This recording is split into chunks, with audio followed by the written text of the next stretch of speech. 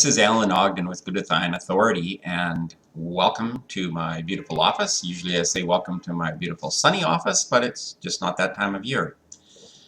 Today I'm going to talk to you about asthma. Now, asthma is a very interesting condition. It's life-threatening, and there's a lot of people that suffer from various stages and various severities of this disease, from minor, light to, like I say, life-threatening. What's interesting about asthma is that it's the body's normal response to something gone wild.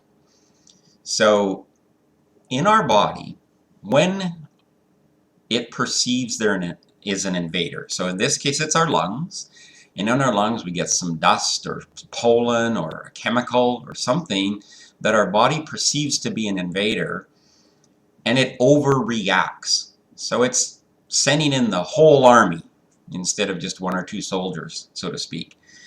And what happens in our lungs is we have this reaction. Now, in the body, a first response is always inflammation. So the first response in our body is inflammation, and inflammation brings liquid, it brings blood. The idea behind that in our body is that for healing we need blood, we need the nutrients, the oxygen, we need all this that our blood would supply to that area. But in the case of our lungs, we get so much reaction, we get so much liquid, so much fluid because of this overreaction that we can't absorb oxygen any longer. And when we can't absorb oxygen, it becomes life-threatening. So just to give you a simple example, it would be like having a house plant.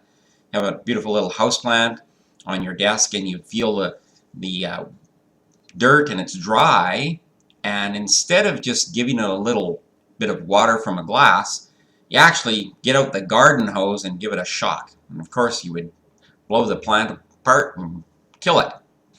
So it's kind of the same thing with asthma. We're having this dramatic response to maybe a minor, what normally would be a minor event.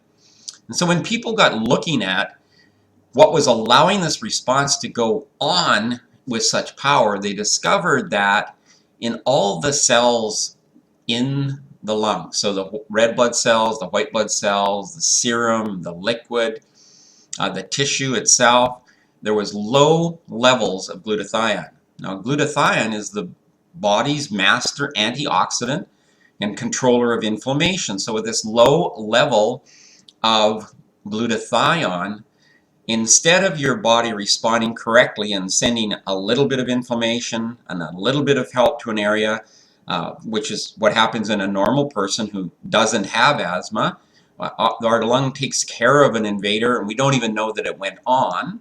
But in these people, there's no glutathione to monitor and shut down this response. So it overreacts, it overresponds, our lungs fill up with liquid, and we're in a life-threatening situation.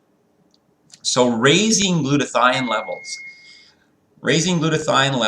is very important, and we can't just raise glutathione in our lung. When we raise glutathione levels, we actually raise glutathione levels throughout our body, and in doing that, we initiate our body's ability to respond in a very appropriate way to these invaders rather than this overreaction causing all sorts of health challenges and being very frightening. So when somebody with asthma begins to take glutathione, I want to make it very clear that glutathione is not a cure for asthma.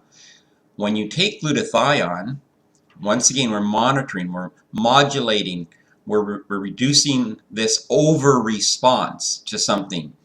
And so people with asthma will gradually get a new feeling of relief and a sense of comfort and security because they will not react in such a ferocious way as they have in the past. And some people have been even able to eliminate inhalers and eliminate some of the steroid drugs and so on because their body is now doing what it should normally do, which is handle this invader in a proper way. So glutathione and asthma, very important. It will help, and it will help you, give you a piece of sense and comfort. This is Alan Ogden from Glutathione Authority. Have an amazing day.